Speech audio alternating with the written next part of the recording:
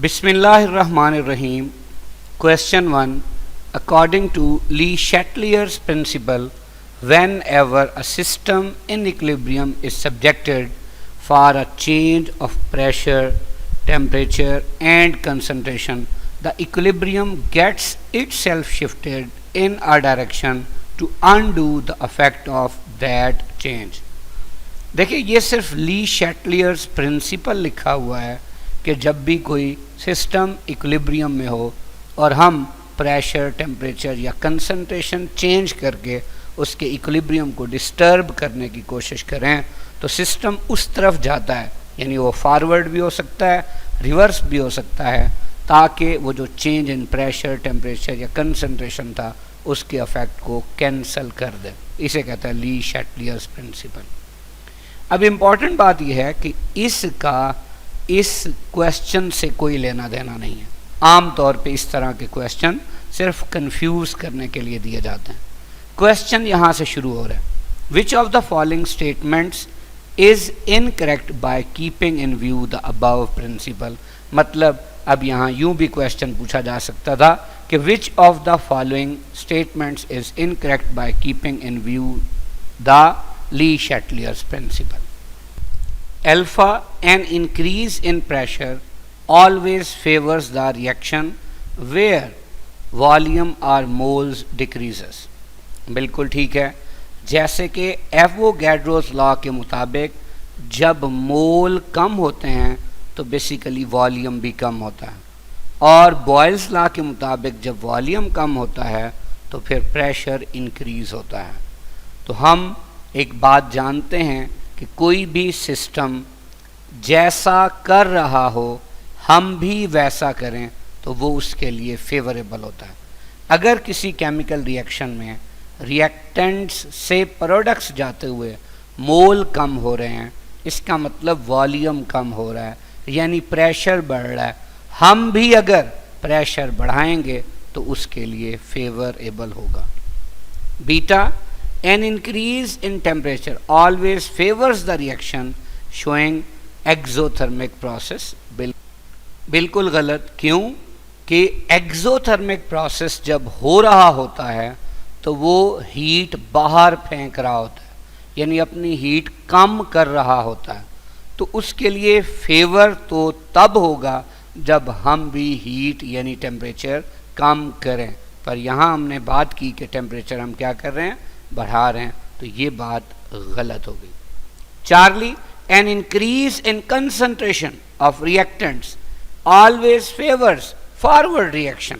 देखिए जब हम रिएक्टेंट्स की कंसंट्रेशन बढ़ाएंगे तो वो इक्विलिब्रियम कंसंट्रेशन से ज़्यादा हो जाएंगे, तो to maintain the equilibrium reaction will move in the forward direction. बिल्कुल ठीक। An increase in concentration of products always favours backward reaction. बिल्कुल सही, क्योंकि जब इक्विलिब्रियम वाली जो कंसंट्रेशन है उसकी निस्बत आप प्रोडक्ट्स बढ़ा देंगे तो to maintain the equilibrium reaction will move in the reverse direction. So the answer is beta. Question 2.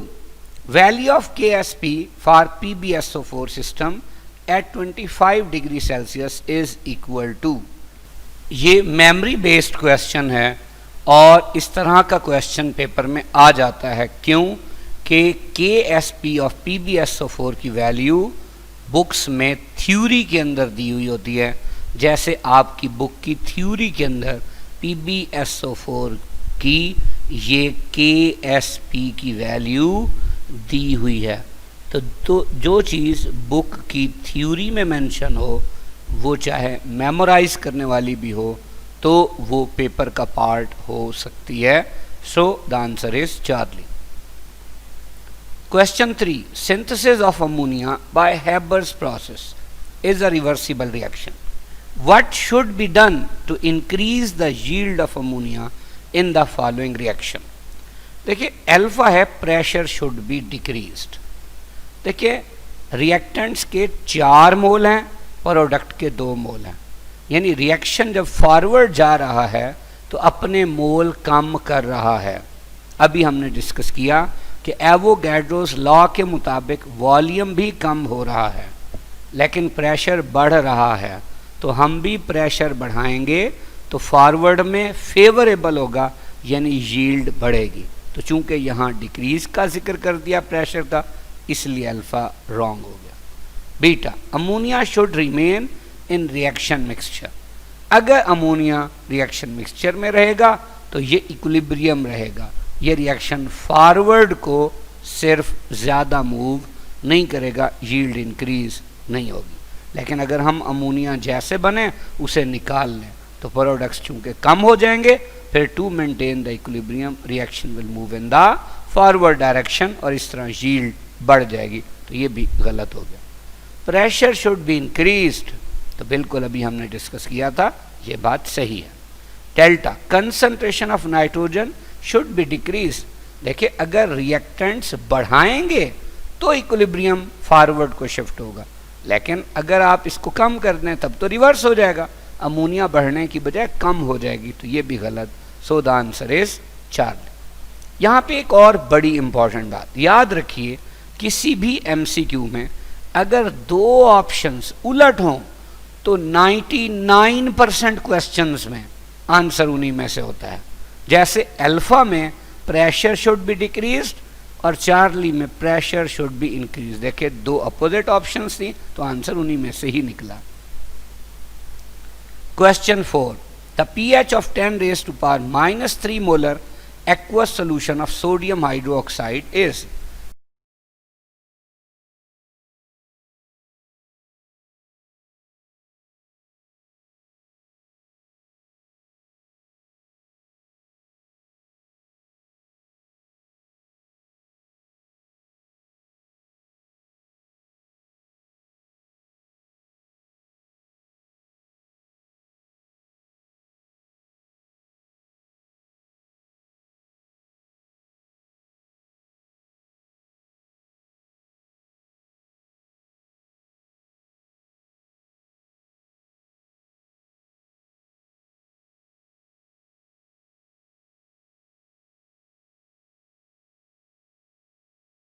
The answer is alpha. Question 5, consider the following reaction। ये रिएक्शन है, देखिए एसिटिक एसिड और इथाइल अल्कोहल से ester और water बनता है। Which of the following statements is correct when we add more ethanol at equilibrium?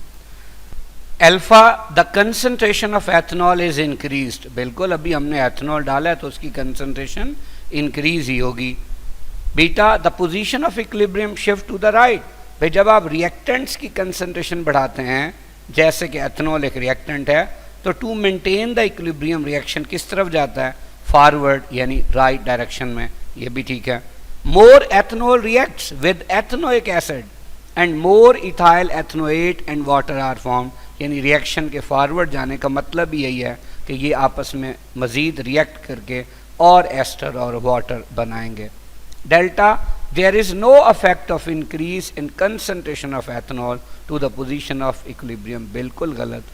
किसी भी केमिकल रिएक्शन में अगर जो इक्विलिब्रियम में हो रिएक्टेंट्स की कंसंट्रेशन बढ़ाएंगे तो हमेशा इक्विलिब्रियम फॉरवर्ड को शिफ्ट होगा, या प्रोडक्ट्स रिमूव करेंगे तब भी फॉरवर्ड को शिफ्ट होगा, and vice versa. So the answer is delta. Question 6, mark the incorrect statement about KSP. It is for sparingly soluble ionic compounds. बिल्कुल ठीक। If solubility is known, KSP can be determined. बिल्कुल ठीक। If KSP is known, then solubility can be determined. ये भी ठीक है। It is applicable only if molar concentration of ions is greater than 0.1. बिल्कुल नहीं, ये तो 0.01 तक या उससे कम कंसंट्रेशन के सॉल्यूशंस के लिए यूज होती है। So the answer is delta. लेकिन अगर हम इसमें बीटा और चार्ली को किसी एग्जाम्पल से डिस्कस कर लें तो देखिए, अगर हमारे पास कोई भी एक सॉल्ट है लाइक AgCl, अब जब ये आयोनाइज होगा तो इसकी आयोनाइजेशन जो है वो ना होने के बराबर होगी। इसका जब हम KSP लिखेंगे तो ये बराबर होगा Ag आइन की concentration raise to power 1 into Cl की कंसंट्रेशन रेज टू पावर 1।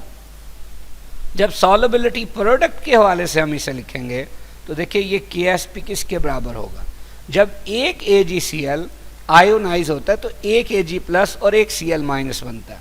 मतलब अगर इस Ag की सॉल्युबिलिटी 1 है तो Cl की सॉल्युबिलिटी भी 1 ही है।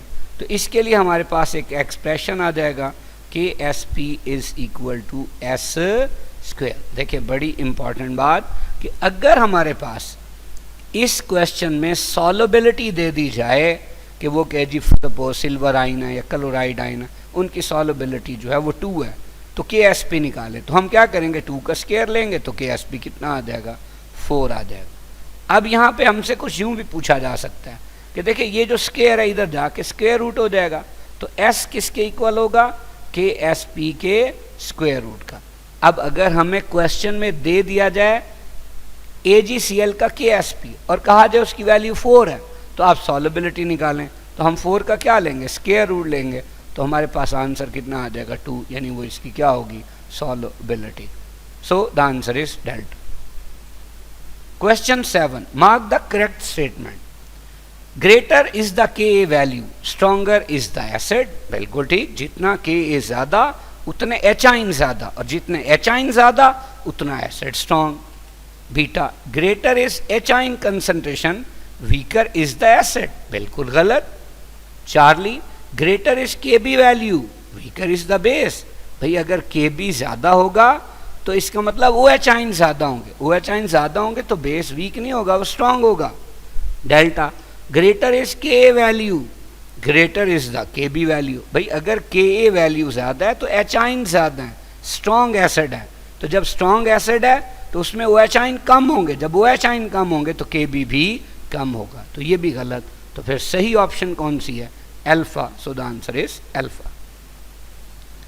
Question 8, consider the following statements for characteristics of equilibrium constant K. पहली है, it has a definite value for every chemical reaction at particular temperature. Her reaction के लिए इसकी अपनी एक खास वैल्यू होती है। जैसे एस्टर फॉर्मेशन के लिए Kc की वैल्यू 4 है, इसी तरह HF की डीकम्पोजिशन के लिए एट 2000 डिग्री सेल्सियस Kc की वैल्यू 10 रेज़ टू पावर -13 है। इसी तरह अगर हम बात करते हैं ओजोन की डीकम्पोजिशन, तो ओजोन की डीकम्पोजिशन के लिए Kc की वैल्यू 10 रेज़ टू पावर 55 है एट 25 डिग्री सेल्सियस। तो 1 ठीक है। दूसरा, the value of K does not change if the coefficients of various species in the equation representing equilibrium are multiplied by some number. देखें, इस बात को समझने के लिए हम एक एग्जांपल लेते हैं। सपोज हमारे पास है H2 और I2 से मिलके H2HI का बनना, इसका जो K है इक्विलिब्रियम कांस्टेंट है वो 49। अगर हम इसी रिएक्शन को बैलेंस कुछ इस तरह से करें कि half H2 plus half I2 gives HI, इसका जो K है उसकी वैल्यू कितनी है, 7।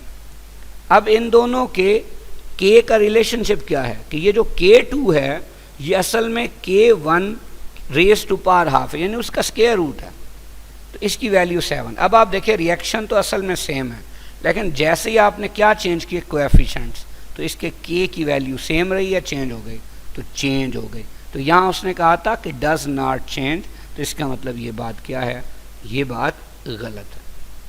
तीसरी, for a reversible reaction the K for the backward reaction is inverse of the K for the forward reaction. यानी अगर फर्ज किया कोई एक केमिकल रिएक्शन है हमारे पास, उसमें A से बनता है B और हम कहते हैं उसका जो Kc है वो 4 है। भाई जब आप कहें ना B से बना A, तो उसका जो Kc होगा वो 1/4 होगा, यानी आंसर होगा 0.25। तो अब देखिए फॉरवर्ड के लिए Kc और है और रिवर्स के लिए Kc और है, तो ये बात भी क्या है, ये बात भी सही है। चौथी है, it is independent from initial concentration. भाई जब नाम ही उसका इक्विलिब्रियम कांस्टेंट है तो ये तो सिर्फ किस पे डिपेंड करेगा, इक्विलिब्रियम कंसंट्रेशन पे डिपेंड करेगा, ये इंडिपेंडेंट होगा इनिशियल कंसंट्रेशन से, तो ये भी सही है। क्वेश्चन क्या है, which of the above statements is incorrect, कौन सी स्टेटमेंट गलत है, तो आपको नजर आ रहा है सिर्फ और सिर्फ कौन सी स्टेटमेंट गलत थी, second statement, so the answer is beta. Question 9, identify the incorrect statement about chemical equilibrium. पहली बात यह है, इट इज डायनेमिक और स्टैटिक इन नेचर। अगर हम कहते हैं जी डायनेमिक है, इसका मतलब है कि जब इक्विलिब्रियम एस्टेब्लिश हो जाता है तो रिएक्शन रुकता नहीं है, वो होता रहता है। लेकिन स्टैटिक का मतलब यह है कि जब इक्विलिब्रियम एस्टेब्लिश हो जाता है तो रिएक्शन रुक जाता है। हमें तो पता है कि मॉलिक्यूल्स हमेशा इन मोशन होता है, इसका मतलब इक्विलिब्रियम कभी क्या नहीं हो सकता, स्टैटिक नहीं हो सकता, वो क्या ही होगा, डायनेमिक होगा। तो ये बात क्या है, गलत है। Beta, it is macroscopic property, मतलब क्या है कि आप इक्विलिब्रियम को देख सकते हैं। वैसे अगर हम सिंपल जनरल इक्विलिब्रियम की बात करें कि एक टब ले लें, टब के अंदर पानी डाल दें, इस तरह के एक साइड पे ज़्यादा और एक साइड पे कम और बीच में पार्टीशन हो, आप पार्टीशन हटाएंगे तो जिधर पानी ज़्यादा होगा उससे उस तरफ जाना शुरू हो जाएगा जिधर पानी क्या है, कम है। तो ये हमें नज़र आ रहा है, मैक्रोस्कोपिक प्रॉपर्टी है, तो ये बात क्या है, सही है। Charlie, it can establish from either side of reversible reaction. भाई अगर प्रोडक्ट्स की कंसंट्रेशन बढ़ाएंगे तो रिवर्स को आएगा, रिएक्टेंट्स की कंसंट्रेशन बढ़ाएंगे तो फॉरवर्ड को जाएगा, दोनों डायरेक्शन में ये एस्टेब्लिश हो सकता है। It can establish in closed system, तो सिस्टम तीन तरह के होते हैं, ओपन सिस्टम, क्लोज सिस्टम और आइसोलेटेड सिस्टम। केमिकल इक्विलिब्रियम की टर्म सिर्फ किस में स्टडी की जाती है, क्लोज सिस्टम में, ये भी सही है। तो फिर गलत ऑप्शन कौन सी थी, alpha. Question 10, identify the incorrect statement about effect of increase in pressure on the equilibrium in the following reactions। देखिए इंक्रीज इन प्रेशर की हमने बात करनी। अब इंक्रीज इन प्रेशर का मतलब क्या है, हमने कहा था डिक्रीज इन वॉल्यूम, और डिक्रीज इन वॉल्यूम का मतलब है decrease in number of moles. अब अल्फा पे क्या है, रिएक्टेंट्स और प्रोडक्ट्स के मोल्स बराबर है, इसका मतलब वॉल्यूम बराबर है या प्रेशर बराबर है, तो फिर प्रेशर चेंज का कोई इफेक्ट नहीं होगा, बिल्कुल ठीक। बीटा पे क्या है कि प्रोडक्ट्स के मोल बढ़ रहे हैं, अगर मोल बढ़ रहे हैं तो इसका मतलब वॉल्यूम बढ़ रहा है, यानी प्रेशर कम हो रहा है। तो अगर हम प्रेशर बढ़ाएंगे तो उल्टा काम करेंगे ना, तो ये फेवरेबल होगा किस डायरेक्शन में, बैकवर्ड डायरेक्शन में, तो ये भी सही है। चार्ली में प्रोडक्ट्स के मोल कम हो रहे हैं, मोल कम हो रहे हैं यानी वॉल्यूम कम हो रहा है, यानी प्रेशर बढ़ रहा है, प्रेशर बढ़ रहा है, तो ये इसके लिए फॉरवर्ड डायरेक्शन में फेवरेबल होगा। तो यहाँ क्या लिखा हुआ है, बैकवर्ड डायरेक्शन में, तो ये बात क्या हो गई, गलत।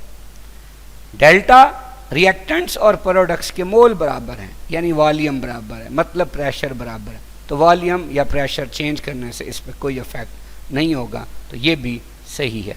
क्वेश्चन में क्या पूछा हुआ था, इनकरेक्ट, तो इनकरेक्ट कौन सा हुआ, चार्ली।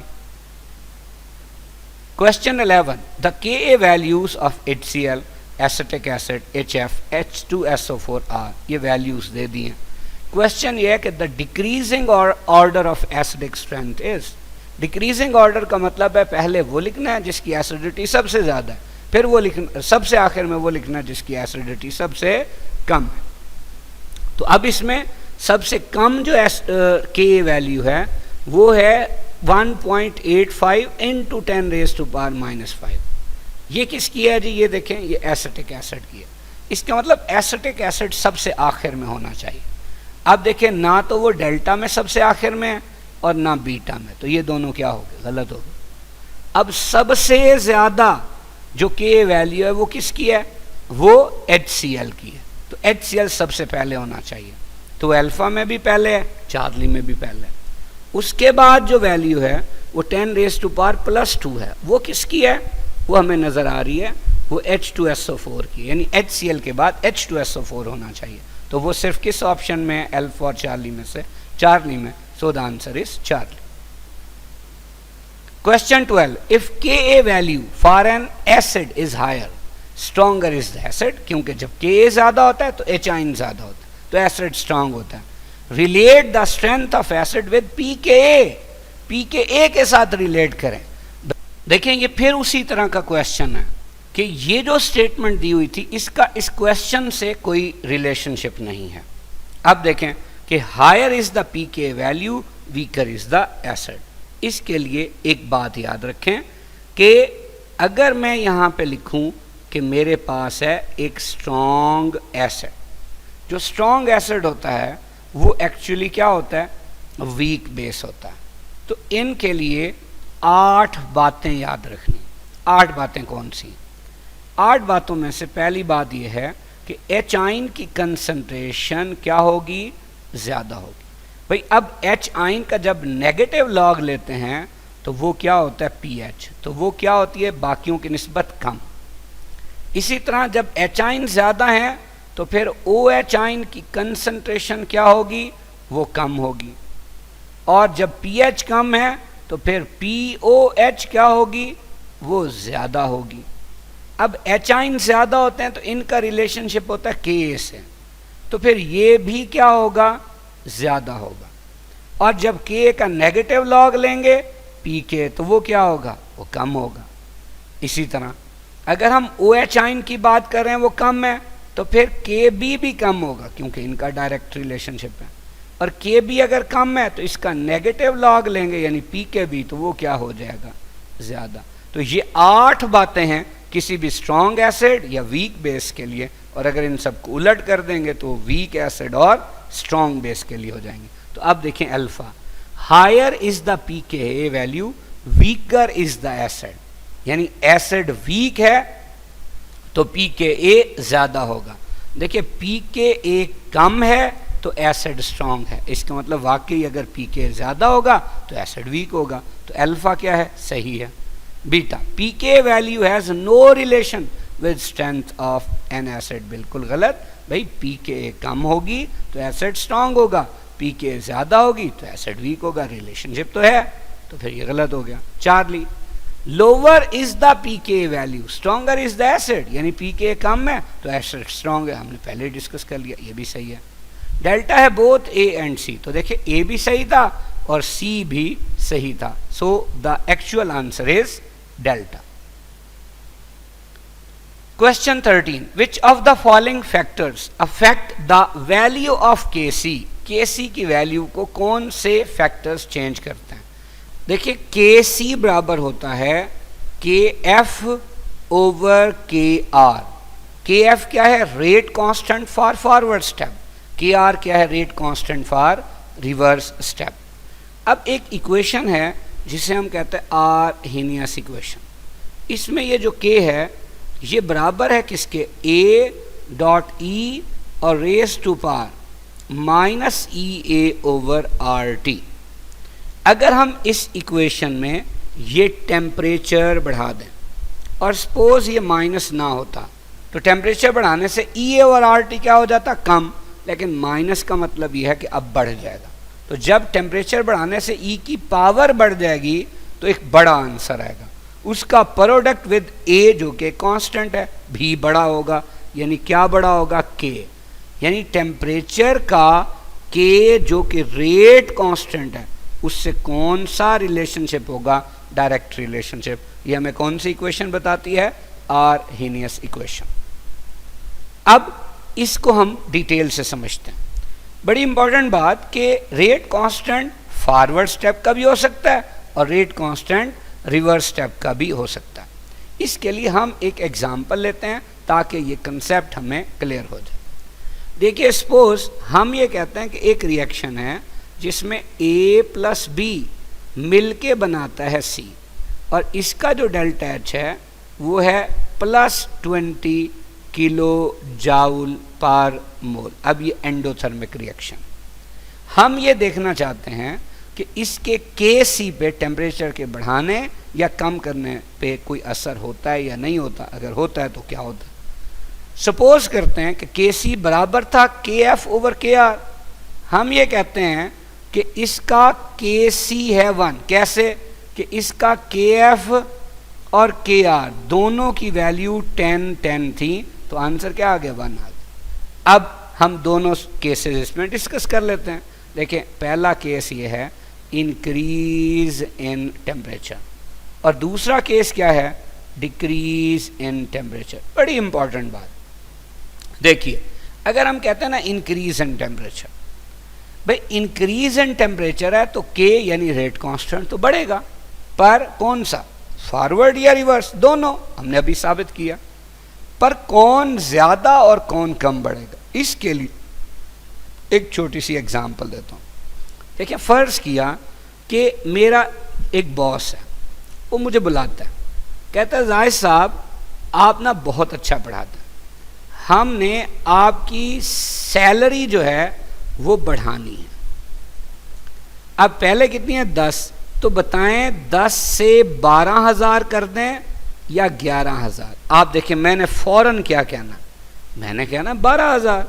क्यों कि अगर बढ़नी ही है और दो ऑप्शन है मेरे पास, 11 भी है और 12 भी, तो मेरे लिए फेवरेबल कौन सी है, 10 से 12,000 होंगे, जबकि 11,000 फेवरेबल नहीं है, किसकी निस्बत, 12,000 की निस्बत। अगली बात, अगर फर्ज किया वो बॉस मुझे बुलाता है, कहता है जाहिद साहब आपको बिल्कुल पढ़ाना नहीं आता, हमने डिक्रीज करनी है आपकी सैलरी, कैसे है तो 10,000, ऑप्शन 2 है, बताइए डिक्रीज करके हम 9,000 कर दें या फिर 8,000 कर दें। देखिए मैंने फौरन क्या कहना, मैंने फौरन कहना है भाई आप 9,000 कर दें, क्योंकि अगर डिक्रीज होनी ही है तो 10 से 9 हो तो मेरे लिए ज़्यादा फेवरेबल है एज़ कंपेयर टू कि 10 से क्या हो जाए, 8 हो जाए। मतलब हमें ये समझ आई कि बढ़ना फेवरेबल कब होता है, जब ज़्यादा बढ़े, यानी 10 से 12 हो, 10 से 11 ना हो, और कम होना कब फेवरेबल होता है, जब थोड़ा कम हो, यानी 10 से 9 हो, 10 से 8 ना हो। ये बात याद रखनी। देखिए चूंकि ये रिएक्शन फॉरवर्ड में एंडो है तो इसके लिए इंक्रीज इन टेम्परेचर फेवरेबल है, लेकिन डिक्रीज इन टेम्परेचर फेवरेबल नहीं है। क्यों नहीं है कि ये जब फॉरवर्ड में जा रहा है तो हीट एब्जॉर्ब कर रहे हैं, हम भी उसे हीट देंगे तो जैसा वो कर रहा था हमने भी वही किया, इसलिए फेवरेबल। लेकिन अगर टेम्परेचर कम करेंगे तो हम उल्टा काम कर रहे हैं, इसलिए ये उसके लिए अनफेवरेबल। अब बहुत इंपॉर्टेंट बात, जैसा कि हमने डिस्कस किया कि भाई इसके लिए जो के सी है वो है तो वही के एफ ओवर के आर।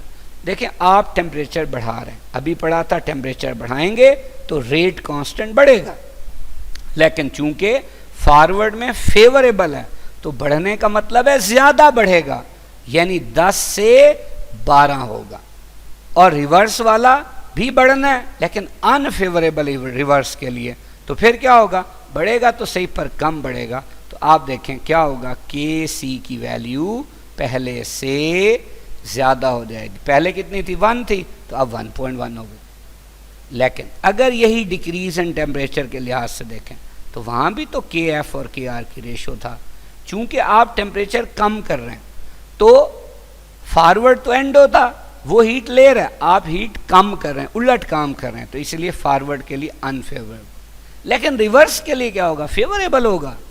अब देखें टेम्परेचर कम होना है तो रेट कांस्टेंट ने कम होना है, लेकिन आप कह रहे हैं रिवर्स के लिए फेवरेबल है, तो बताएं तनख्वाह का कम होना फेवरेबल कब था, जब 10 से 9 हुई थी 8, 10 से 9, तो इसका मतलब यहाँ पे 9 होगा और ऊपर कितना होगा, 8।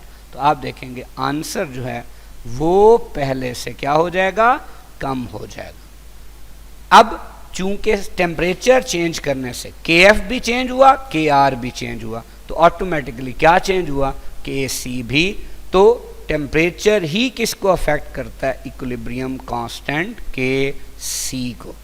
लेकिन यहाँ एक और बात भी बहुत इंपॉर्टेंट है, वो ये है कि हमें यहाँ से ये बात भी समझ आ गई कि एंडोथर्मिक रिएक्शंस में अगर हमने प्रोडक्ट की यील्ड बढ़ानी हो तो टेम्परेचर का बढ़ाना फेवरेबल होगा, क्योंकि जब टेम्परेचर बढ़ाएंगे तो केसी बढ़ जाएगा, जब केसी बढ़ता है तो यील्ड ज़्यादा होती। लेकिन अगर आपके पास यहाँ एक्सोथर्मिक रिएक्शन होता तो सब कहानी उलट हो जाती, यानी उसके लिए टेम्परेचर का बढ़ाना फेवरेबल ना होता बल्कि टेम्परेचर का कम करना फेवरेबल होता, तब उसकी यील्ड बढ़नी थी। बात समझ आ गई। तो बहरहाल answer delta. Question 14, which statement about the following equilibrium is correct. ये रिएक्शन है SO3 की फॉर्मेशन का। SO3 की फॉर्मेशन के अंदर आप देखें अल्फा पे लिखा है value of Kp falls with rise in temperature. भाई अभी मैंने आपको बात समझाई थी, जो Kc का रिलेशनशिप होगा वही Kp का होगा, किसके साथ, टेम्परेचर के साथ। तो अब देखें चूंकि ये एक्सो है, अभी हमने क्या देखा था, अभी हमने देखा था कि भाई एंडो में टेम्परेचर बढ़ाने से Kc बढ़ गया था, इसका मतलब एक्सो में टेम्परेचर बढ़ाने से Kc कम हो जाएगा। अब ये क्या है, ये एक्सो है, अगर ये एक्सो है तो टेम्परेचर बढ़ाने से Kp या Kc कम हो जाएगा, तो ये बात क्या है, ये सही है। बीटा पे है value of Kp falls with increasing pressure, बिल्कुल गलत, प्रेशर का Kc से या Kp से कोई लेना देना नहीं है।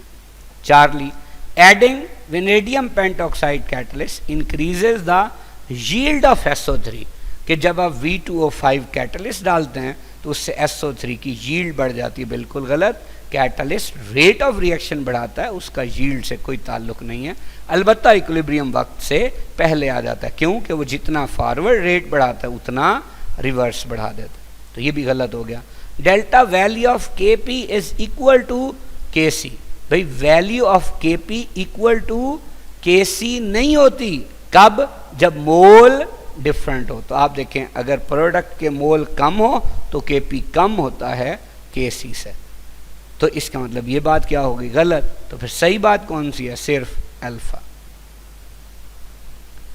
Question 15, in the Haber's process for the manufacturing of ammonia nitrogen is taken from, भाई नाइट्रोजन एयर की डिस्टिलेशन से हासिल की जाती है, so the answer is Charlie. Question 16, nitrogen dioxide decomposes on heating according to the following equation. ये equation है, when 4 mole of nitrogen dioxide यानी NO2 के 4 मोल हैं, were put into a 1 dm³ container, container हमारे पास 1 dm³ का है, उसमें इसके 4 मोल डाल दिए, and heated, the equilibrium mixture contained 0.8 mole of oxygen, उसमें ऑक्सीजन के 0.8 मोल हैं। What is the numerical value of equilibrium constant Kc at temperature of the experiment. हम बैलेंस्ड केमिकल इक्वेशन लिख लेते हैं। सबसे पहले बैलेंस्ड केमिकल इक्वेशन है 2NO2 और इससे बनता है 2NO और प्लस O2, अगर O2 है तो मैं इसे कह सकता हूँ 1O2। देखिए जब टाइम ज़ीरो होगा, यानी जब रिएक्शन अभी शुरू ही नहीं हुआ, तो हमें बता दिया कि नाइट्रोजन डाइऑक्साइड की इनिशियल कंसंट्रेशन कितनी है, 4 मोल्स। उस वक्त क्या होगा, प्रोडक्ट कोई भी नहीं बना होगा तो इनके 0 मोल होंगे। लेकिन जब टाइम होगा टाइम ऑफ इक्विलिब्रियम, तो हमें सिर्फ एक ही चीज़ नोन है, वो क्या है कि ऑक्सीजन के 0.8 मोल हैं। देखिए हम ऑक्सीजन की जगह पे लिख देते हैं 0.8। अब बहुत इंपॉर्टेंट बात, अगर ये 1 मोल है तो ये 0.8 के बराबर है, तो इसके 2 हैं तो वो इससे डबल होगा, अगर वो डबल होगा तो वो होगा 1.6। अब देखें ये रिएक्टेंट्स की इनिशियल कंसंट्रेशन 4 थी, अगर 1 मोल प्रोडक्ट बना था तो हमने कहा था 0.8 है वो, तो भाई अगर 1 मोल यूज होता 4 में से तो हम 4 में से 0.8 माइनस कर लेते, लेकिन ये कितना यूज हुआ है, 2, इसका मतलब 4 में से 0.8 का डबल जो है वो माइनस हो जाएगा। जैसे इसके 2 मोल थे 1.6, इसके भी 2 थे तो क्या था 1.6। तो इक्विलिब्रियम पे ये कितना बचा 2.4, ये कितना 1.6 और ये 0.8। अब जब हम इसका Kc लिखेंगे तो क्या होता है, ऊपर प्रोडक्ट्स, एक हमारे पास NO है उसका स्क्वायर, एक O2 है उसकी पावर 1 और नीचे क्या होगा रिएक्टेंट्स NO2 2 मोल हैं तो पावर 2 हो जाएगी। तो देखिए क्या आएगा Kc हमारे पास, NO की वैल्यू क्या है 1.6 है और उसकी पावर 2 है। O2 की क्या वैल्यू है इक्विलिब्रियम पे 0.8 है और उसकी पावर 1 है, जबकि रिएक्टेंट्स में NO2 है उसकी क्या वैल्यू थी, NO2 की वैल्यू थी 2.4 हम यहाँ पे लिख देंगे 2.4 और उसकी पार कितनी थी 2 थी। तो देखिए ऐसी ऑप्शन आपको कहाँ पे दिखाई दे रही है, सिर्फ डेल्टा पे। सो the answer is delta. Question 17, 0.1 mole of ethanoic acid is dissolved per decimeter cube of solution. What is the percentage ionization of ethanoic acid यानी acetic acid when Ka value of ethanoic acid is 4 into 10 raised to power minus 5? देखिए इसके लिए हम सबसे पहले क्या करते हैं कि जी एसिटिक एसिड था, ये आयोनाइज हुआ, एसीटेट आइन और एच आइन बने। जैसे अभी हमने डिस्कस किया कि इनिशियल कंसंट्रेशन क्या है, वो है जी 0.1 मोल, लेकिन चूंकि टाइम ज़ीरो होता है तो प्रोडक्ट ज़ीरो होंगे। लेकिन जब हमारे पास इक्विलिब्रियम एस्टैब्लिश हो जाएगा तो जितने भी किसी भी चीज़ के मोल बनेंगे तो हम कहेंगे उतने एक्स बने। तो इसका देखें एसीटेट का 1 मोल है तो हम कहेंगे एक्स मोल, एच आइन का 1 मोल है हम कहेंगे एक्स मोल। अब जितने मोल इसके यूज़ होंगे इनिशियल कंसंट्रेशन में से उतने माइनस कर देंगे। तो अब देखिए इनिशियल कंसंट्रेशन 0.1 थी और इसका 1 मोल यूज़ हुआ तो हमने माइनस एक्स कर दिया। अब चूंकि कार्बोक्सिलिक एसिड्स वीक एसिड्स होते हैं तो इनिशियल कंसंट्रेशन जो 0.1 थी उसमें से जो आयोनाइज हुए यानी एक्स वो ना होने के बराबर होंगे। तो जब बहुत कम वैल्यू 0.1 में से माइनस करेंगे तो तकरीबन क्या रहेगी 0.1। तो देखिए 0.1 minus x is equal to almost 0.1। अब देखिए जब हम इसका केसी लिखेंगे तो ऊपर प्रोडक्ट्स होंगे तो ये भी एक्स है ये भी एक्स है तो ये एक्स इंटू एक्स हो जाएगा और नीचे 0.1 माइनस एक्स की बजाय जस्ट 0.1 हो जाएगा। तो ये हमारे पास आ जाएगा बेसिकली एक्स स्क्वायर, नीचे 0.1 और इधर क्या होगा, इधर देखिए के है। अब के वैल्यू उसने हमें बता दी थी, ये 0.1 उधर जाके मल्टीप्लाई हो जाएगा यानी 10 रेज़ टू पावर -1 तो ये हो जाएगा 4 इंटू 10 रेज़ टू पावर -6। हमने एक्स स्क्वायर में से एक्स की वैल्यू निकाली, ये स्क्वायर दूसरी तरफ जाके स्क्वायर रूट हो जाएगा तो ये आ जाएगा 2 इंटू 10 रेज़ टू पावर -6। ये किसकी वैल्यू है, देखिए एक्स की। ये एक्स क्या हो सकते हैं, ये देखिए एच आइन भी हो सकते हैं, एसीटेट आइन भी हो सकते हैं। लेकिन चूंकि हमें चाहिए क्या, हमें चाहिए परसेंटेज आयोनाइजेशन, तो हमें एच आइन की वैल्यू चाहिए। तो ये एच आइन ही है बेसिकली। परसेंटेज कैसे निकालते हैं, जो एच आइन बने इसका मतलब है वो एसिड आयोनाइज हुआ है तो वो यही वाला है ना। और इनिशियली कितना था 0.1, मल्टीप्लाई किससे करेंगे 100 से, तो आपके पास परसेंटेज आयोनाइजेशन आ जाएगी कितनी 2%। So the answer will be beta. Question 18, which of the following is incorrect formula. Incorrect कौन सा है, देखें K A dissociation constant of acid, K B dissociation constant of base का प्रोडक्ट के डब्ल्यू, सही। P K और P के B का सम 14 होता है, सही। पी एच और पी एच का सम भी 14 होता है, सही। पी एच बराबर पी के ए प्लस, ये साल्ट की कंसंट्रेशन ऊपर होती है और एसिड की कंसंट्रेशन नीचे होती है, तो ये क्या है, ये गलत है। तो आंसर डेल्टा। दूसरा एक शॉर्टकट याद रखना है कि ये जो रिलेशनशिप्स होते हैं एसिड्स के ए के बी या पी के बी और एच आइन ओ एच आइन या पी एच और पी ओ एच का, याद रखना है जिसमें पी होगा ना वहाँ दोनों में प्लस होगा, जहाँ पी नहीं होगा वहाँ प्लस नहीं होगा। देखिए अब इन दोनों में पी नहीं है तो प्लस भी नहीं है, इन दोनों में पी है तो प्लस है, इन दोनों में पी है तो प्लस है। तो बहरहाल answer delta. Question 19, units of KC for the following reaction is. देखिए इसके लिए कौन सी यूनिट्स होंगी, तो जब प्रोडक्ट और रिएक्टेंट के मोल बराबर हों तो उसकी कोई यूनिट नहीं होगी। मसलन जब हम इसका केसी लिखेंगे तो ऊपर प्रोडक्ट्स उनकी कंसंट्रेशन कितनी है 2 तो उसकी पावर 2 हो जाएगी।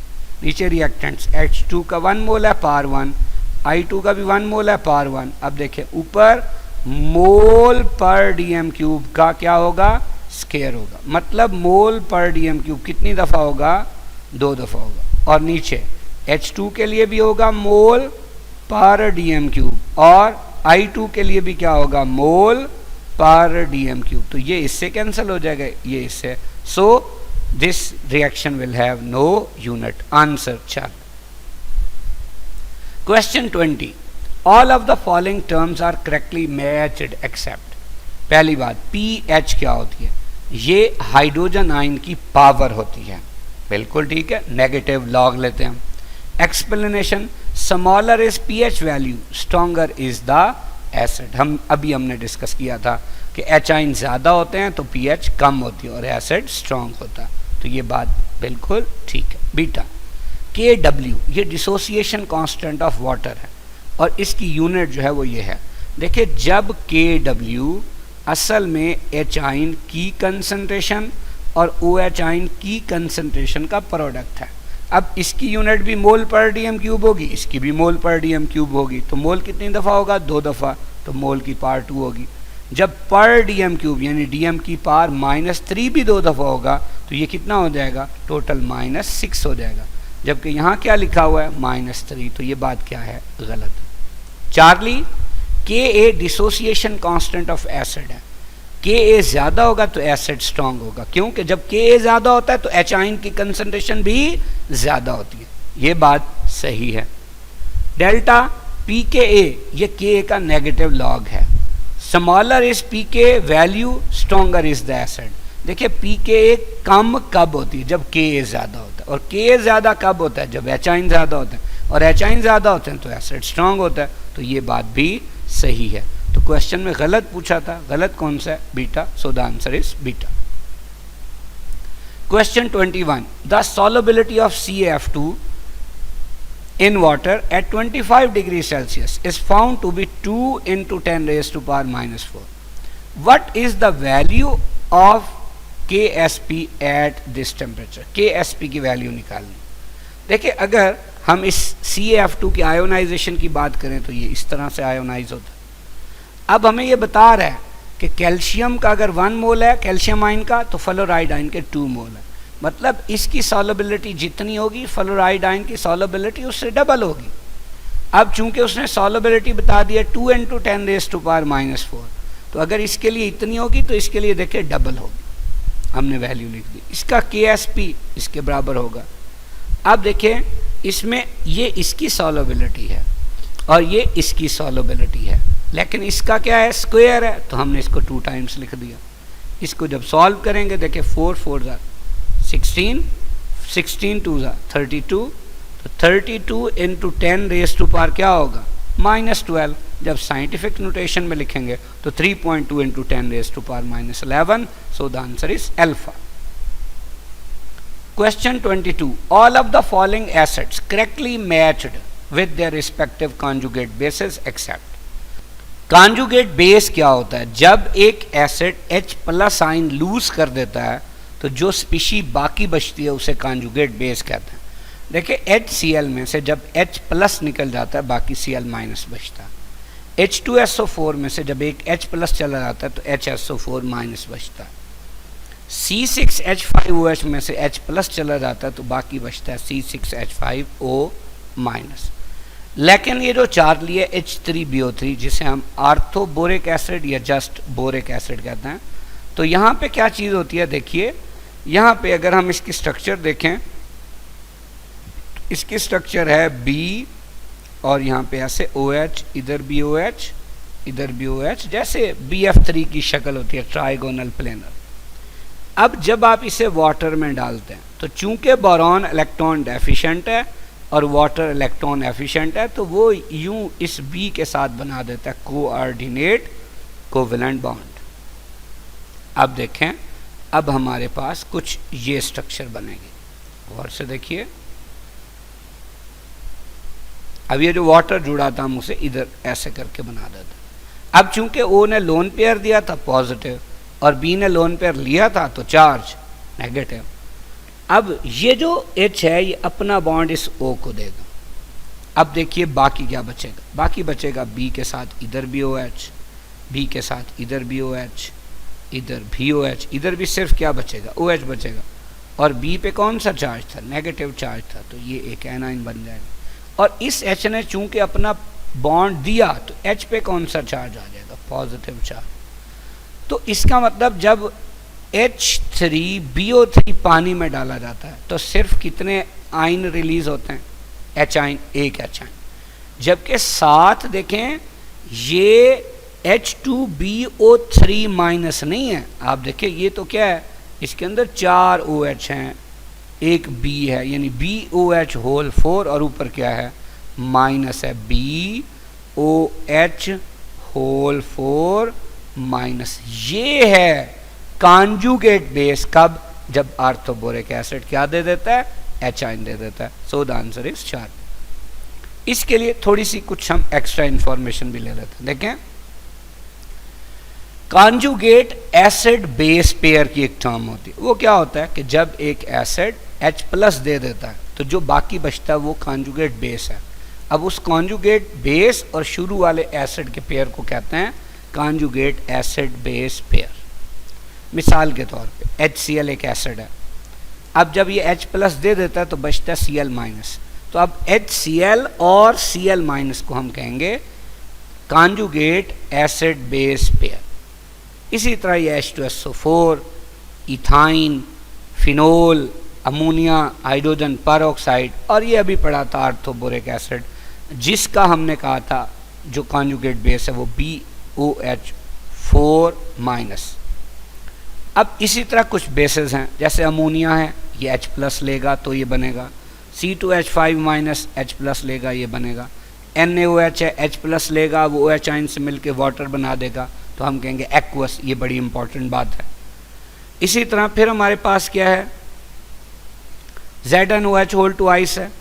अब जब ये एक OH आयन चला जाएगा किसके साथ, H प्लस के साथ, तो बाकी बचेगा ZnOH प्लस। बड़ी इंपॉर्टेंट बात है।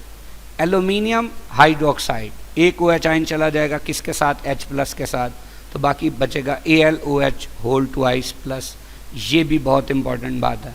इसी तरह C6H5NH2 है, जब ये H प्लस लेगा तो C6H5NH3 प्लस बन जाएगा। अब यहाँ से हमें कुछ कंक्लूजन भी निकालने चाहिए। देखें, कंक्लूजन ये निकालते हैं कि स्ट्रोंगर इज एसिड तो weaker is it's conjugate base and vice versa. मिसाल के तौर पे देखिए, HCl अगर स्ट्रॉन्ग है ना तो उससे बनने वाला Cl नेगेटिव एक वीक बेस है, और एसिटिक एसिड एक वीक एसिड है तो acetate ion Cl negative ion की निस्बत कैसे बेस है, स्ट्रॉन्ग बेस है। यानी आसान लफ्ज़ों में हम इसे जस्ट ऐसे लिख सकते हैं कि Ka is inversely proportional to Kb। अगली बात, higher is the oxidation number of same central atom in oxy acids, more is acidic character. जैसे HClO4, HClO3, HClO2, HClO है, तो इसमें HClO4 में Cl की ऑक्सीडेशन स्टेट सबसे ज़्यादा +7, तो इसकी एसिडिक स्ट्रेंथ सबसे ज़्यादा होगी। लेकिन अगर इन सब से H प्लस निकाल दें तो जो एनाइन बनेंगे उनकी बेसिक स्ट्रेंथ बिल्कुल इन्वर्स या उलट हो जाएगी। अब ये ऑर्डर है कैसे, इसके लिए एक छोटी सी एग्जांपल हम लिख लेते हैं। जैसे HClO4 है ना, उसकी ये स्ट्रक्चर होती है, ये है HClO4। अब यहाँ चूंकि Cl जो है ये +7 है, तो इसकी इन O के इलेक्ट्रॉन्स की तरफ अट्रैक्शन बहुत ज़्यादा होगी। तो जब ये Cl इन O के इलेक्ट्रॉन को बहुत ज़्यादा खींचेगा तो ये O किसके इलेक्ट्रॉन को खींचेगा, ये हाइड्रोजन के इलेक्ट्रॉन को, तो हाइड्रोजन पे इलेक्ट्रॉन्स की बहुत ज़्यादा डेफिशिएंसी हो जाएगी, तो ये हाइड्रोजन आसानी से लूज हो जाएगा, इस तरह इसकी एसिडिक स्ट्रेंथ बढ़ जाएगी। तो याद रखना है, वैसे भी जो मिनरल एसिड्स हैं उनमें सबसे स्ट्रॉन्ग एसिड HClO4 है, इवन HCl से भी ज़्यादा स्ट्रॉन्ग है। तो ये एक और ऑर्डर हो गया। तीसरी बात क्या है कि स्ट्रेंथ ऑफ द एसिड्स या बेसिस उस सॉल्वेंट पर भी डिपेंड करती है जिसके अंदर आपने ऐड किया। मिसाल के तौर पे ये जो HCl है, अगर आप ये वाटर में डालेंगे तो वाटर में खूबी है कि ये इसके H प्लस को खींच सकता है, यानी इससे H प्लस ले सकता है, तभी HCl H आयन दे सकता है, इसीलिए HCl वाटर में एसिड है। यही अगर HCl बेंजीन में डाल दें तो बेंजीन में H प्लस लेने की सलाहियत नहीं है, तो फिर HCl बेंजीन में क्या नहीं होगा, एसिड भी नहीं होगा। Question 23, calculate pOH of 10 raised to power -4 mole per decimetre cube HCl solution. ये बिल्कुल वैसा ही है जैसे अभी एक क्वेश्चन पूछा गया था कि HCl आयोनाइज होगा तो HCl 1 मोल, तो H आयन भी 1, Cl आयन भी 1। अब HCl की कंसंट्रेशन बताई 10 रेज टू पावर -4 मोलर, तो फिर H आयन भी 10 रेज टू पावर -4 मोलर ही होंगे। pH क्या होती है, negative log of concentration of hydrogen ion, तो अगर हम इसकी नेगेटिव लॉग ले लेंगे तो PH4 निकल आएगी। अब क्वेश्चन में POH पूछा है, तो PH और POH का सम कितना होता है 14। तो 14 में से जब PH माइनस कर देंगे तो क्या आ जाएगी POH। So the answer will be alpha. Question 24, conjugate acid base pair differ by. अभी अभी हमने बड़ी डिटेल से देखा कि कॉन्जुगेट एसिड वो होता है जिसमें H प्लस होता है, और कॉन्जुगेट बेस वो होता है जिसमें से H प्लस निकल गया होता है। यानी अगर मैं ये कहूँ कि एक हमारे पास है HCl, तो ये HCl क्या है, ये एक एसिड है, और Cl माइनस क्या है, ये कॉन्जुगेट बेस है। कब, जब HCl से H प्लस निकल गया है। तो आप देखें ये जो कॉन्जुगेट एसिड बेस पेयर है, इन दोनों में सिर्फ किस चीज़ का ही फर्क है, H प्लस का ही फर्क है ना। सो H प्लस को हम क्या कहते हैं, proton. Answer alpha. Question 25, the value of Kw in an acidic solution at 298 kelvin. भाई चाहे एसिडिक सोल्यूशन हो चाहे बेसिक सोल्यूशन हो, मतलब चाहे आप वाटर में एचाइन डाल दें चाहे OH आइन डाल दें, एसिडिक बेसिक तो वो ज़रूर हो जाएगा, लेकिन Kw पे कोई फ़र्क नहीं पड़ेगा। अब वो जो रूटीन में 25 डिग्री सेल्सियस पे होता है 10⁻⁻14, एसिडिक या बेसिक सोल्यूशन में भी क्या होगा 10⁻⁻14। अलबत्ता अगर हम टेम्परेचर बढ़ाएंगे तो Kw बढ़ जाएगा, टेम्परेचर कम करेंगे तो Kw कम हो जाएगा। So the answer will be delta. Question 26, during contact process of H2SO4 synthesis the following reaction occurs. अब देखिए ये रिएक्शन है, which step is use to increase the yield of SO3। Alpha है, temperature is raise to very high degree. देखिए जब आप temperature बढ़ाते हैं तो उससे रेट ऑफ रिएक्शन बढ़ता है, लेकिन चूंकि ये एक्सो है, अभी हमने डिटेल से समझा था कि फॉरवर्ड के लिए टेम्परेचर का बढ़ाना फेवरेबल नहीं है, तो टेम्परेचर बढ़ाएंगे रेट ज़रूर बढ़ेगा, फॉरवर्ड भी रिवर्स भी, पर रिवर्स ज़्यादा और फॉरवर्ड कम, तो प्रोडक्ट की यील्ड क्या हो जाएगी, कम हो जाएगी। Beta SO3 formed is not removed, कि SO3 जो बन रहा है आप उसे ना निकालें। तो भाई अगर आप इसे नहीं निकालेंगे तो रिएक्शन किस तरफ नहीं जाएगा, फॉरवर्ड नहीं जाएगा, तो यील्ड नहीं बढ़ेगी। Both temperature and pressure are kept very low. Temperature low करेंगे इसके लिए फेवरेबल होगा, रिएक्शन फॉरवर्ड जाएगा। प्रेशर कम करने का क्या मतलब है कि भाई वॉल्यूम बढ़ा दें, वॉल्यूम बढ़ने का मतलब मोल बढ़ना, लेकिन आप देखें फॉरवर्ड जब जा रहा है तो मोल तो कम हो रहे हैं, तो इसका मतलब ये बात गलत है। Delta, an excess of air is use to drive the equilibrium to the right side. तो अगर हम एयर यानी ऑक्सीजन ज़्यादा डाल दें, यानी रिएक्टेंट्स की कंसंट्रेशन बढ़ा दें, तो to maintain the equilibrium reaction किस तरफ जाएगा, फॉरवर्ड जाएगा। फॉरवर्ड जाएगा तो यील्ड बढ़ जाएगी, कम हो जाएगी, बढ़ जाएगी। So the answer is delta. Question 27, all of the following are correctly matched except. देखिए यहाँ Kc और उसके अफेक्ट की बात की हुई है। Kc हम जानते हैं ये बराबर होता है ratio of concentration of products to concentration of reactants. कब, जब कोई ऐसा रिएक्शन हो जिसमें रिएक्टेंट्स जो है वो एक रिवर्सिबल प्रोसेस में किस में कन्वर्ट हो रहे हो, प्रोडक्ट्स में कन्वर्ट हो रहे हैं। तो देखिए अल्फा में Kc 10⁻³ से 10⁻³ है। तो देखिए ये वैल्यू हमें शो करा रही है कि ये वैल्यू बहुत छोटी भी नहीं है और बहुत बड़ी भी नहीं है। तो जब ऐसा होता है तो फिर क्या होता है, एप्रिशिएबल अमाउंट मौजूद होती है किसकी, रिएक्टेंट्स की भी और प्रोडक्ट्स की भी। तो अल्फा सही है। बीटा, Kc 10⁻³ से छोटी है, यानी वेरी स्मॉल है। देखिए Kc जब स्मॉल होगी तो इसका मतलब ये होगा कि रिएक्टेंट ज़्यादा होंगे और प्रोडक्ट्स कम होंगे, यानी डिनोमिनेटर बड़ा होगा, न्यूमरेटर छोटा होगा। तो बिल्कुल यहाँ यही लिखा हुआ है, तो ये भी सही है। चार्ली, Kc लार्ज है 10⁻³ से। देखिए लार्ज हमें बता रही है कि प्रोडक्ट्स ज़्यादा होंगे और रिएक्टेंट्स कम होंगे। अगर प्रोडक्ट्स ज़्यादा हैं तो रिएक्शन किसकी तरफ जा रहा होगा, कंप्लीशन की तरफ, तो ये भी सही है।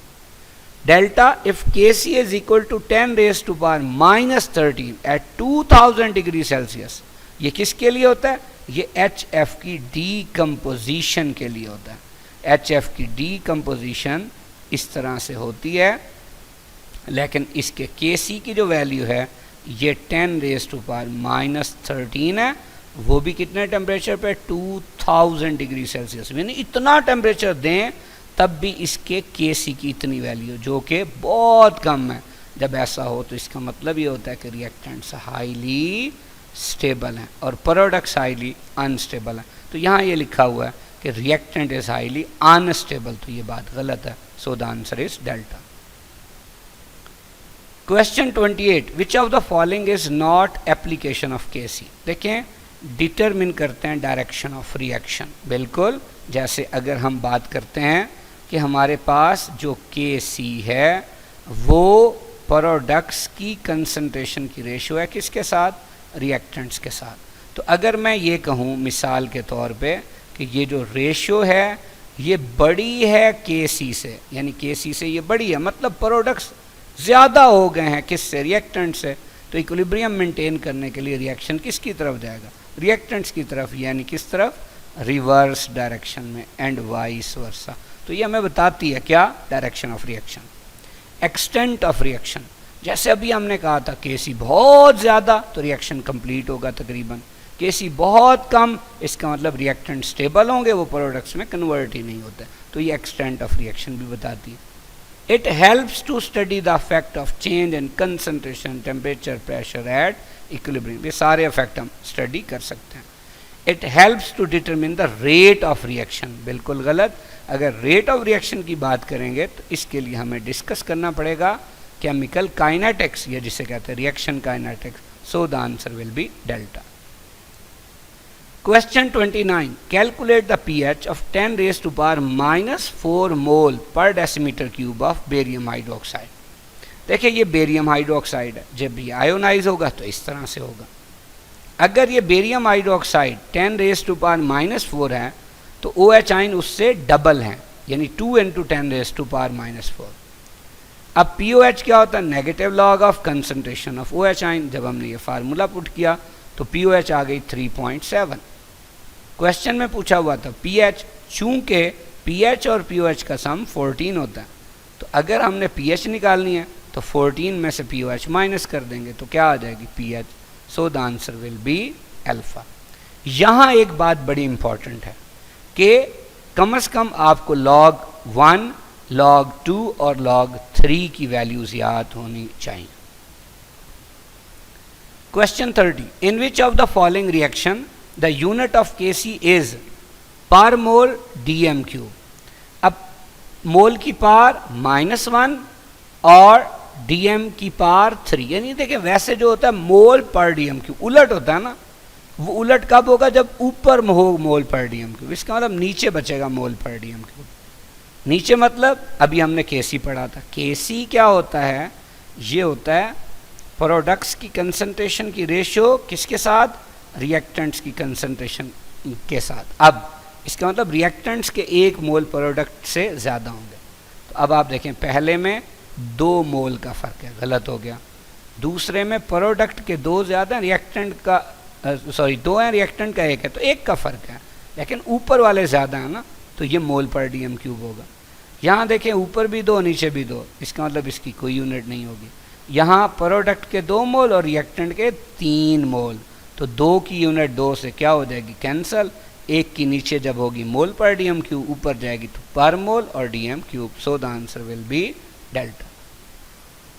Question 31, the solubility product of AgCl is 2 × 10 raise to power -10 mole की पावर 2 dm की पावर -6।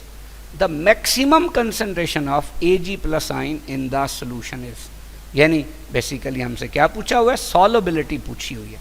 तो अब इस तरह के क्वेश्चन के लिए जब हम सॉल्व करेंगे तो क्या होगा? देखिए, AgCl से बनेगा Ag+ और Cl नेगेटिव। अब जब हम इसका Ksp लिखेंगे तो वो Ag+ की कंसंट्रेशन की पावर क्या होगी? 1, और Cl- की कंसंट्रेशन की पावर भी 1 होगी। फिर Ksp किसके बराबर है? इसकी जगह अगर हम लिखें सॉलिबिलिटी 1 है तो s हो गया, इसकी भी 1 है, यानी जब ये 1 1 बनता है तो ये भी s, ये भी s, इसकी पावर भी 1 है, इसकी पावर भी 1 है, तो KSP बराबर होगा s स्क्वायर के। अब चूंकि हमें क्या दी हुई है, हमें दिया हुआ है सॉलिबिलिटी प्रोडक्ट, और क्या पूछ लिया है, सॉलिबिलिटी, यानी अब सॉलिबिलिटी हमने निकाल ली, तो 2 जाके उधर स्क्वायर रूट हो जाएगा, तो s बराबर होगा किसका स्क्वायर रूट, KSP का स्क्वायर रूट। अब देखें ये आपके पास है 2 into 10 raise to power minus 10। देखिए कुछ भी और आपको याद नहीं होना चाहिए। देखिए जब आप 10 रेज़ टू पावर माइनस 10 का यहाँ पुट करके स्क्वायर रूट लेंगे तो वो इसका हाफ हो जाएगा ना, वो होगा 10 रेज़ टू पावर माइनस 5। तो 10 रेज़ टू पावर माइनस 5 की एक ही ऑप्शन है, कौन सी है, Charlie. So the answer is Charlie. Question 32, which one of the following is very weak base. याद रखिए सबसे पहली बात, अगर हम कहते हैं मेटल हाइड्रो ऑक्साइड्स तो ये सबसे स्ट्रॉन्ग बेस होंगे, किसकी निस्बत, अदर हाइड्रो ऑक्साइड्स की निस्बत। अब ऑप्शंस देखिए, ऑप्शंस में इनमें सिर्फ एक ही मेटल का हाइड्रोक्साइड है, दैट इज कैल्शियम हाइड्रोक्साइड, तो ये सबसे स्ट्रांग होगा। अमोनियम हाइड्रोक्साइड अदर हाइड्रोक्साइड में आ जाएगा, ये उससे वीक होगा। अब हाइड्रोक्साइड ज्यादा स्ट्रांग होते हैं किससे, अमाइंस से। लेकिन अब अमाइंस भी दो तरह के होते हैं, एक होते हैं एरोमेटिक अमाइंस और एक होते हैं अल्काइल अमाइंस। जो अल्काइल अमाइंस हैं वो ज़्यादा स्ट्रांग होंगे किसकी निस्बत, एरोमेटिक अमाइंस की निस्बत। वजह देखिए, जो एरोमेटिक अमाइंस होते हैं उनमें नाइट्रोजन का लोन पेयर बेंजीन रिंग के साथ रेजोनेंस में इन्वॉल्व हो जाता है। तो जब ये रेजोनेंस में इन्वॉल्व हो जाएगा तो ये अवेलेबल नहीं होगा किसके लिए भला, किसी भी H+ के लिए कि उसको डोनेट किया जा सके। तो जब ऐसा होगा तो फिर इनकी स्ट्रेंथ आम या अल्काइल अमाइन से क्या हो जाएगी, कम हो जाएगी। तो अब आप देखिए आपके सामने ये चार्ली पे अल्काइल अमाइन है और डेल्टा पे एरोमेटिक अमाइन है। तो एरोमेटिक अमाइन अल्काइल अमाइन से कैसा बेस होगा, वीक बेस होगा। तो फिर ऑर्डर अगर होगा तो ऑर्डर ये होगा, देखिए ये सबसे स्ट्रॉन्ग है, ये भी वीक है, ये उससे ज़रा वीक है और ये वेरी वीक है। क्वेश्चन था वेरी वीक, तो answer delta. Question 33, N2 and H2 combine to give ammonia. The value of Kc in this reaction at 500 Kelvin is 6 into 10 raised to power minus 2. Calculate the value of Kp for this reaction जबकि R की value 0.1 है। अब ये है ammonia की formation का reaction. यहाँ पे डेल्टा N यानी प्रोडक्ट के मोल और रिएक्टेंट के मोल का डिफरेंस -2। Kp बराबर होता है Kc into RT raise to power delta N। अब Kc की वैल्यू ये थी, R ये और T की ये वैल्यू पुट कर दी। अब इनकी पावर -2 है, इसका मतलब है आप इसे नीचे लिख देंगे तो पावर 2 हो जाएगी। अब इन दोनों की पावर 2 का मतलब ये दो दफ़ा है, लिख दिया हमने। ये पॉइंट उड़ाएंगे ऊपर 10, ये उड़ाएंगे ऊपर 10, यानी ऊपर 10 इंटू 10 यानी 10 रेज टू पावर 2 हो जाए, लिख दिया हमने। अब क्या होगा, अब ये जो नीचे 500 था, 500 का मतलब है 5 इंटू 100, तो मैंने इसको भी 5 इंटू 100 लिख दिया, दूसरे को भी 5 इंटू 100 लिख दिया। तो ये वाला 100 इस 100 से क्या हो गया, कैंसल।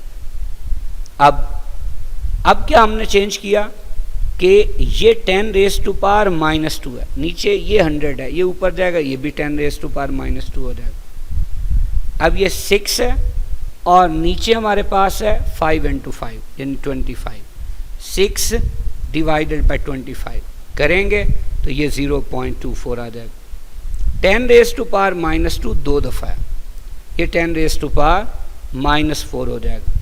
इसे साइंटिफिक नोटेशन में लिखेंगे तो ये हो जाएगा 2.4 इंटू 10 रेज टू पावर -1। तो जब ये -4 में ऐड होगा तो 2.4 into 10 raise to power -5। So the answer is alpha. Question 34. Which of the following is moderate reaction in which the value of Kc is neither very large nor very small? अब इसका answer देखने के लिए हमें common sense लगानी है. देखें, alpha 2O3 से 3O2 बनता है. इसकी वैल्यू आपको पता है, आपकी बुक में दी हुई है. कितनी वैल्यू है इसकी? Value 10⁻55 at 25 degree Celsius. Beta भी आप जानते हैं, इसकी value 10⁻−13 at 2000 degree Celsius. Charlie और डेल्टा को आपने with respect to KC discuss नहीं किया हुआ. अब अगर आपने इसको केसी के हवाले से डिस्कस नहीं किया हुआ, लेकिन आपने एक्सो और एंडो के हवाले से ज़रूर डिस्कस किया हुआ. जब हम एक्सो और एंडो की बात करते हैं तो आप देखें इसका जो डेल्टा एच है वो नेगेटिव होता है, यानी ये एक्सोथर्मिक है, जबकि ये इसका डेल्टा एच एंडोथर्मिक है, यानी ये पॉजिटिव है. अब हमें ये ज़रूर पता है कि जितना कोई रिएक्शन एक्सोथर्मिक होता है उसके प्रोडक्ट ज़्यादा स्टेबल होते हैं, और जितना एंडोथर्मिक होता है उतना उसके प्रोडक्ट लेस स्टेबल होते हैं. अब जिसके प्रोडक्ट हैं ही लेस स्टेबल तो वो फॉरवर्ड आसानी से जाएगा या मुश्किल से जाएगा. तो इसका मतलब इन दोनों में से कौन सा है जिसकी केसी वैल्यू कम होगी, तो वो डेल्टा ही लगता है. तो फिर चार्ली ऐसा होगा जिसकी केसी वैल्यू ना तो बहुत बड़ी होगी ना वो बहुत छोटी होगी. अगर इसकी केसी वैल्यू बहुत बड़ी होती तो हमें कभी भी हैबर्स प्रोसेस में इतना खर्चा करके अमोनिया ना बनाना पड़ता. सो the answer is Charlie. Question 35. In which of the following reversible reaction the effect of increase in pressure on the equilibrium position shift in backward direction? देखिए, इंक्रीज इन प्रेशर का मतलब अभी डिस्कस किया था decrease in volume, और decrease in volume का मतलब है decrease in number of mole. किस तरफ को कह रहा है? बैकवर्ड को. अब बैकवर्ड को decrease in number of mole जिधर हो रहे होंगे ना, वही वाला हमारा रिएक्शन होगा. देखिए, अल्फा में रिएक्टेंट के मोल कम है, प्रोडक्ट के मोल ज़्यादा है, तो पक्की बात है आंसर अल्फा ही है. Best of luck. अल्लाह हाफ़िज़.